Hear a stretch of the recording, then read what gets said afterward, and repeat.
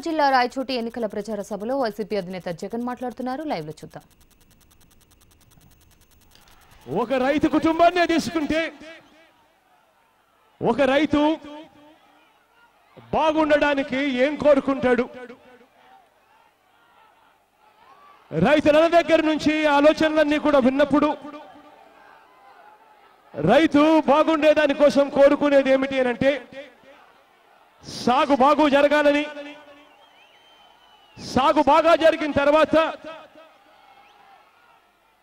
తాను పండించిన పంటకు గిట్టుబాటు ధర రావాలి అని. ఈ ప్రాంతంలో అయితే మన రైతులైతే వెలుగొల్లు, శ్రీనివాసపురం, జరికోనలకు కృష్ణా జలాలు హంద్రీనేవ నుంచి కూడా రావాలి అని చెప్పి కోరుకుంటారు. ప్రభుత్వం దగ్గర నుంచి వీళ్ళంతా కూడా ఆశించేది ఏమిటి అనంటే పెట్టుబడుల కోసం ప్రభుత్వం సహాయం చేయాలి అని ఆశిస్తారు. ప్రభుత్వం పెట్టుబడులు తగ్గించాలి అని ఆశిస్తారు. తాను పండించిన ఆ పంటలకు గిట్టుబాటు ధరలకు గ్యారంటీ కల్పిస్తూ ప్రభుత్వం ముందుండి సహాయం చేయాలి అని చెప్పి ఆరాటపడతారు. కానీ ఇవాళ ఆ పరిస్థితి లేదు. నా పాదయాత్రలో ఆ ప్రతి రైతు ఆవేదన చూశా, ఆ ప్రతి రైతు ఆందోళన విన్నాను. ఆ రైతన్నలకు ఆ కష్టాన్ని తీర్చడానికి మీ అందరికీ కూడా నేను భరోసా ఇస్తా ఉన్నాను. మీ బాధలు నేను విన్నాను, మీ కష్టాలను నేను చూశాను. మీకు నేనున్నాను అని చెప్పి ప్రతి రైతన్నకు నేను ఇవాళ హామీ ఇస్తా ఉన్నాను.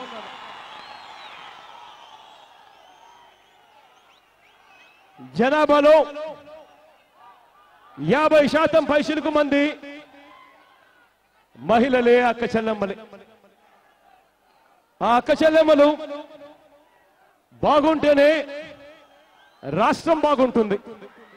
ఆ అక్క చెల్లెమ్మల ముఖాన్ని చిరునవ్వు ఉంటే కుటుంబాలు బాగుంటాయి. ఆ కుటుంబాలు బాగుంటే రాష్ట్రం కూడా బాగుండే పరిస్థితి వస్తుంది. ఈ రాష్ట్రంలో 93 లక్షల మంది పొదుపు సంఘాల్లో ఉన్న అక్క చెల్లెమ్మలు ఉన్నారు. వీరంతా కూడా సంతోషంగా ఉంటే ఆ కుటుంబాలు సంతోషంగా ఉంటాయి, రాష్ట్రం మొత్తం సంతోషంగా ఉండే పరిస్థితి ఉంది. 5 సంవత్సరాలుగా మోసపోయిన ఈ అక్క చెల్లెమ్మల బాధలు నేను విన్నాను, వాళ్ళ ఆవేదనలు నేను విన్నాను. వాళ్ళందరికీ కూడా ఈ వేదిక మీద నుంచి నేను మాట ఇస్తున్నాను, నేను ఉన్నాను అని చెప్పి అక్క చెల్లెమ్మలందరికీ కూడా నేను ఇవాళ చెప్తా ఉన్నాను.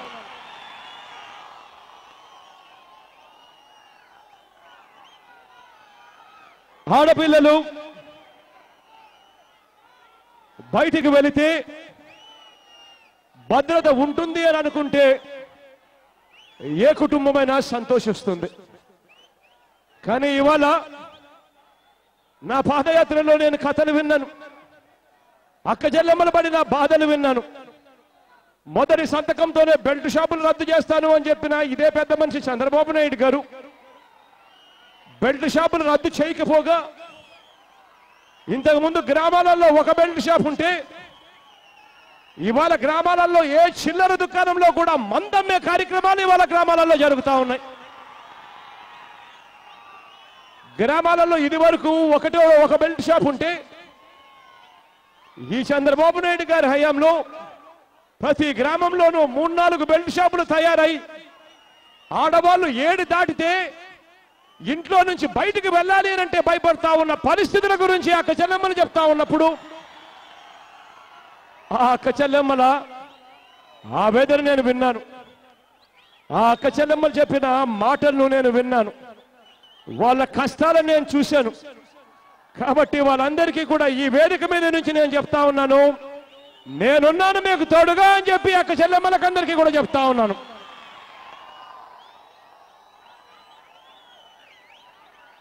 ఫీజులు కట్టలేము అనే పరిస్థితి కనుక ఉంటే పిల్లలు చదువులకు దూరం అవుతారు. ఫీజులు కట్టవలసిన పరిస్థితి వస్తే ఆ ఫీజులు కట్టడం కోసం ఇంట్లో తల్లిదండ్రులు ఆస్తులు అమ్ముకునే పరిస్థితి ఉంది అని అంటే ఆ పిల్లలు చదువులకు దూరం అవుతారు. రాష్ట్రంలో ఇవాళ ఆ చదువులు చదువుకోలేక, ఆ లక్షల్లో కూడిన ఫీజులు కట్టుకోలేక మధ్యలోనే చదువులు ఆపేస్తున్న పిల్లలను చూశా. ఆ చదువుల కోసం అప్పులు చేస్తా ఉన్న తల్లిదండ్రులను చూశా. వారి బాధలు విన్నా, వారి కష్టాలను చూశా. ఆ ప్రతి తల్లిదండ్రికి, ఆ చదువాలని ఆరాటపడతా ఉన్న ప్రతి పిల్లాడికి ఇవాళ నేను చెప్తా ఉన్నాను, మీ కష్టాలను నేను చూశా, మీ బాధలు నేను విన్నా. ఇవాళ ఈ వేదికపై నుంచి మీ అందరికీ భరోసా ఇస్తా ఉన్నాను, నేనున్నాను మీకు తోడుగా అని చెప్పి ఇవాళ మీ అందరికీ కూడా నేను భరోసా ఇస్తా ఉన్నాను.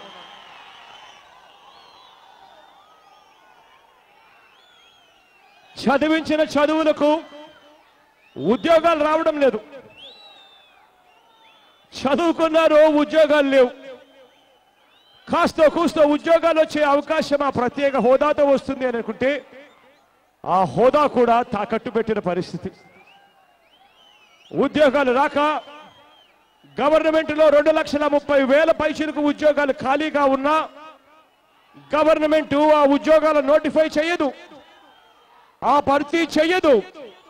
ఆ ఉద్యోగాల కోసం పిల్లలు ట్రైనింగ్ కోసం, కోచింగ్ కోసం వెళ్ళి వేలకు వేలు తగలేస్తున్న పరిస్థితిని నేను చూశా. డిగ్రీలు చదువుకున్నారు, ఉద్యోగాల కోసం ఎదురు చూస్తా ఉన్నారు, ఉద్యోగాలు దొరకవు, లేవు. పక్క రాష్ట్రాలకు వలసలు పోవాల్సిన పరిస్థితి, పక్క దేశాలకు కూడా వలసలు పోవాల్సిన పరిస్థితి. ఇదే జిల్లాలో పక్కనే కడప స్టీల్ ఫ్యాక్టరీ కడతారేమో అని చెప్పి ఆశగా ఎదురు చూశారు. ఆ కడప స్టీల్ ఫ్యాక్టరీ కట్టి ఉంటే ఆ ఒక్క స్టీల్ ఫ్యాక్టరీలోనే దాదాపుగా 10,000 మంది పైచిలకు ఉద్యోగాలు ఆ ఒక్క స్టీల్ ఫ్యాక్టరీలోనే వచ్చి ఉండేటివి. రాష్ట్ర వ్యాప్తంగా ఇదే పరిస్థితి, రాష్ట్ర వ్యాప్తంగా ఇదే పరిస్థితి.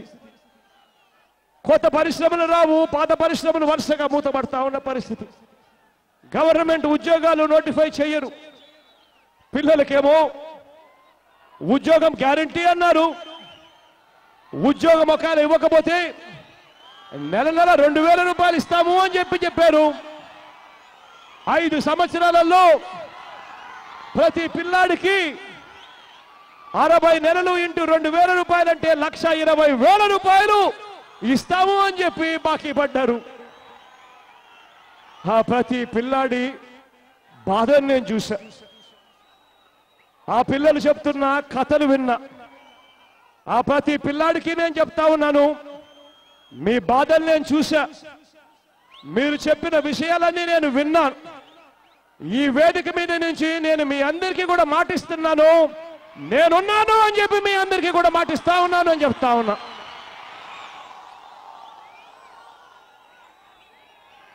ఆరోగ్యశ్రీలో జబ్బులు నయం కాక ఒక మనిషి చనిపోతే ఆ కుటుంబం దెబ్బతినిపోవడం చూశా.